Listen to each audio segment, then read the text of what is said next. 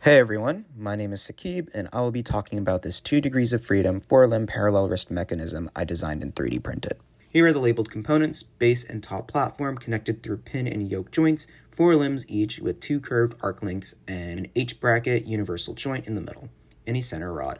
Here is a SolidWorks model next to the 3D printed version and assembled with screws and pins.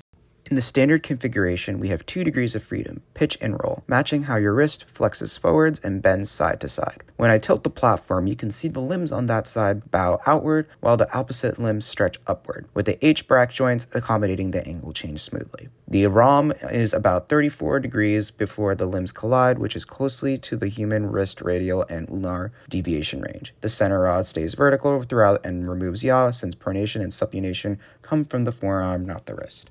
Removing the center rod adds extra uncontrolled degree of freedom. The platform can now compress vertically like a spinal disc, rotate in yaw, and drift sideways. Similar to a herniated disc, losing that central constraint makes the whole joint unstable.